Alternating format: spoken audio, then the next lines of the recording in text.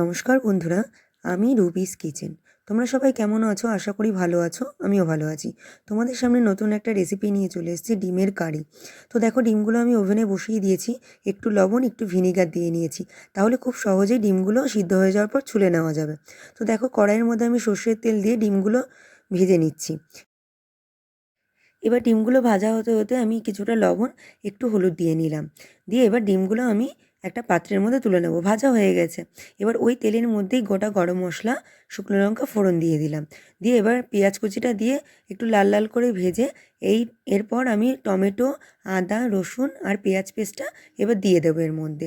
দিয়ে খুব ভালো করে কষাতে হবে মশলাটা, নাহলে কাঁচা গন্ধ থেকে যাবে।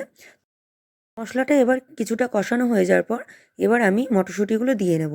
মটরশুঁটিগুলো দিয়েও খুব ভালো করে মশলাটা কষাতে হবে, তাহলে মটরশুঁটিগুলো সিদ্ধ হয়ে যাবে। তো তার মাঝেই আমি এখানে একটা পেস্ট বানিয়ে নিয়েছি, টক দই, জিরের গুঁড়ো, ধনের গুঁড়ো আর লঙ্কার গুঁড়ো দিয়ে একটা পেস্ট বানিয়ে নিলাম। এটাও এবার এর মধ্যে দিয়ে খুব ভালো করে কষিয়ে নিতে হবে। আর একটুখানি কাঁচা লঙ্কা কুচি দিয়ে নিয়েছি, তাহলে টেস্টটাও ভালো লাগবে। যতক্ষণ না তেল না ছাড়ছে ততক্ষণ মশলা কষিয়ে যেতে হবে। এবার মশলাটা কষিয়ে নেওয়ার পর আমি এর মধ্যে একটু হলুদ দিয়ে নিচ্ছি। হলুদটা কম মনে হলো ওর জন্যে। মশলা কষানো হয়ে গেছে, এবার আমি ডিমগুলো দিয়ে দিচ্ছি, ভেজে রাখা ডিমগুলো। দিয়ে ডিমের সাথেও খুব সুন্দর করে মশলাগুলো কষিয়ে নিতে হবে।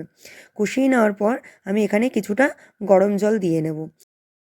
গরম জল দিয়ে নিলে তরকারির স্বাদটা অন্যরকম হয়ে যায়, ভালো লাগে খেতে আর কি, পানসা লাগে না। তো দেখো, আমি গরম জলটা দিয়ে নিলাম। দিয়ে এবার কিছু হালকা হাতে নাড়িয়ে নিয়ে আমি ঢেকে দিয়েছিলাম। ঢেকে দিয়ে দেখো ডিমের কারিটা ফুটতে শুরু করে।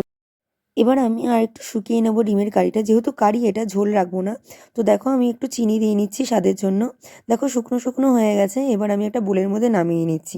তো আমার রেসিপিটি যদি তোমাদের ভালো লেগে থাকে অবশ্যই তোমরা ট্রাই করবে, আর ট্রাই করে কমেন্ট করে বলবে। আর আমার চ্যানেলটিকে অবশ্যই সাবস্ক্রাইব